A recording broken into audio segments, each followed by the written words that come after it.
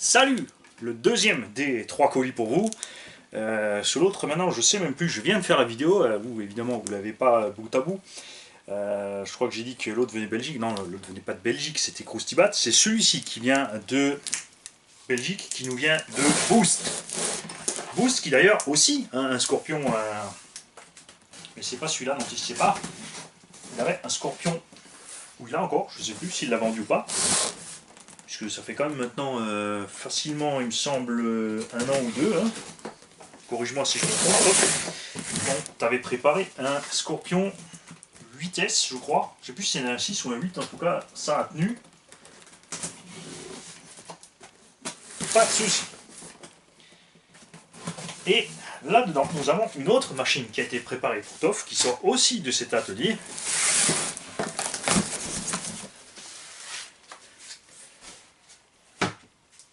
Ah, t'as pas fait la déco que tu m'avais dit que tu ferais. Alors, je contrôle les petits sachets, parce que pas que je jette un truc. Hein. Je suis un peu blond, donc ça serait vite arrivé de jeter un truc. Nous avons une radio Futaba T3PRKA. Donc 3 voix à l'ancienne, avec un petit cache enlevé sur le côté pour atteindre le panneau avec les boutons. On a déjà un truc que j'aime énormément, je m'en lasserai jamais de ça. On a évidemment les trims de gaz et de direction. Et on a un EPA des gaz. Et ouais. Ce qui est marrant, c'est qu'on n'a pas... Si, il est là. Et ici, on a... Oh la vache, hein, celui-là, faut le voir. Sous le volant, ici, tu as l'EPA de la direction. Là-dedans, tu as l'EPA des gaz. Tu peux donc régler séparément les freins. J'aime bien le modèle suivant de cette Futaba sur laquelle on peut, qui a été utilisé beaucoup par Obao, sur lequel on peut régler les butées de direction aussi instantanément avec des petits potards. Tout ça c'est nettement plus sympa je trouve dans le loisir en modélisme que toutes ces radios sur lesquelles il faut mettre un module, un Wi-Fi, un Bluetooth, l'ordi, gna gna gna gna gna. Alors, les ressorts d'origine. La boîte d'origine du moteur, du Vario, puisque dessus il y a le code qui est nécessaire pour la garantie. Il faudra que je vois, il me semble d'ailleurs que c'est même peut-être encore sous garantie, puisque c'est sorti d'ici. Normalement je dois avoir, et il me semble, a priori a fortiori, le... S'il y a un pépin avec, je ferai évidemment la garantie si c'est encore sous garantie. Les zigzags de roue d'origine, un petit pare-choc,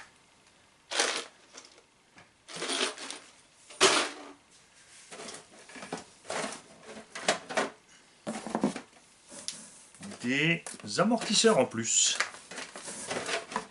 intéressant. Alors il n'a pas eu le temps de tout remonter, il a évidemment démonté pour que ça rentre dans le carton et puis mettre un petit coup de nettoyage. Après j'étais pas inquiet de toute façon, Toff est quelqu'un de soigneux. On a un diff ici à l'arrière. Déjà démonter la cylindre. Ah voilà. Pièce à remplacer, tu vois, ça j'aime bien, c'est sympa. Donc il est arrivé un petit pépin à Toff. Qu'est-ce que tu nous as fait? Alors, qu'est-ce qui t'est arrivé? La pièce a l'air entière. Donc Boost, on attend de tes nouvelles pour nous dire ce qui ne va pas avec ce machin. Est-ce que c'est un roulement qui a tourné à l'intérieur? Ça n'a pas l'air. Est-ce que tu as arraché les filetages de la tourelle? Ce ne serait pas un problème, on pourrait passer un peu plus grand. À voir. Intéressant. Donc tiens-nous au jus. Vu d'ici, les portées de roulement sont OK. J'en sais pas plus. Variateur en EC5. Carrosserie, on l'avait fait gunmetal. Il me semblait qu'il avait une petite idée derrière la tête pour faire un truc, mais de toute évidence, il ne l'a pas fait. Le petit diff central. Et attention, opération le moteur. Léopard 4274 2000 kV. Ces V2 avaient moins de patates que les V1 et moins que les V3. Par contre, pour le loisir, ils sont absolument top. On a des consommations relativement faibles et les moteurs sont, malgré leur faible prix, relativement endurants. Il peut arriver de temps en temps qu'on soit obligé de changer un roulement Mais ouais, sans plus. Ça arrive surtout quand on prend la flotte, sinon une utilisation normale, aucun problème. Ce petit rugby sera donc renoté, évidemment. On a pare-choc arrière RPM. On a Bruce Lee. Et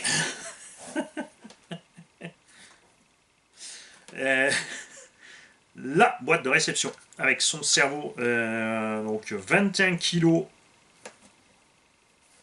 GX étanche. Les ressorts MT Sport Plus. C'est pour ça qu'on avait des amortos en main avant, c'est pas en plus, c'est simplement les amortos arrière. La housse Dusty Motors pour protéger le tout. Pour ceux qui veulent l'ignoble chaussette d'amortisseur, jamais je ne mettrai ça. Lui, il avait monté avec des élargisseurs. Évidemment, selon les roues que tu utilises, il est nécessaire d'avoir des élargisseurs.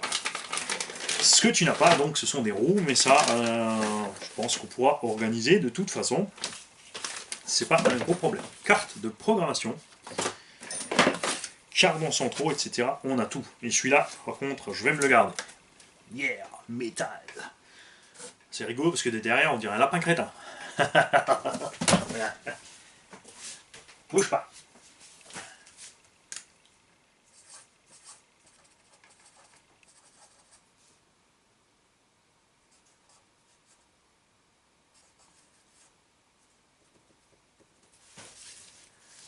Voilà, t'as la fin.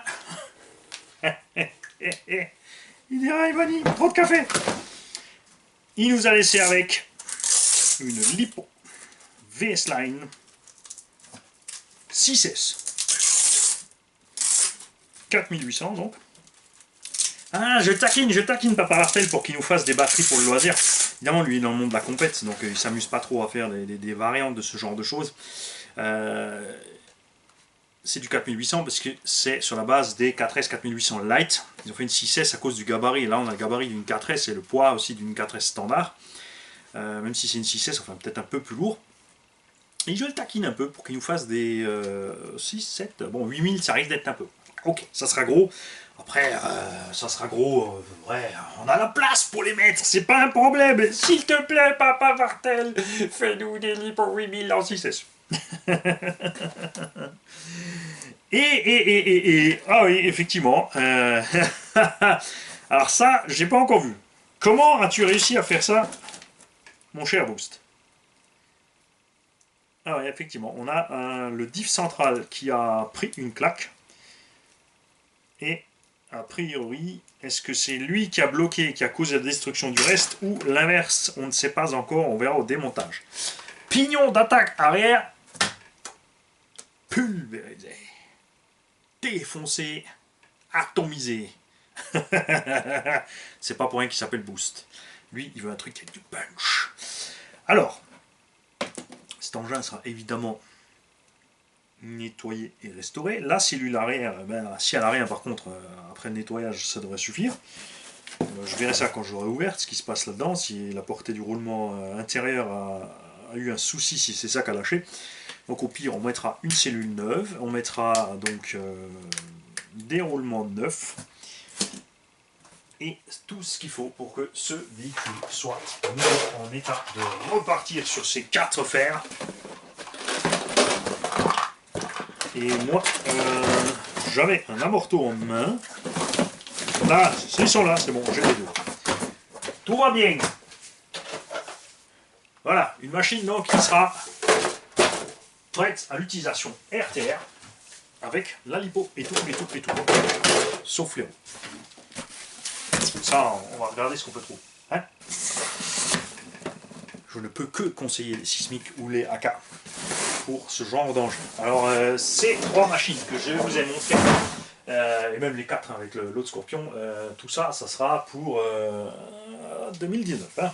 Vous précipitez pas, vous en faites pas, parce que avant de préparer ces machines, j'ai 5 préparations à finir et un Erevo 2 à réviser, toujours encore de Tonton Arnaud pour la vente.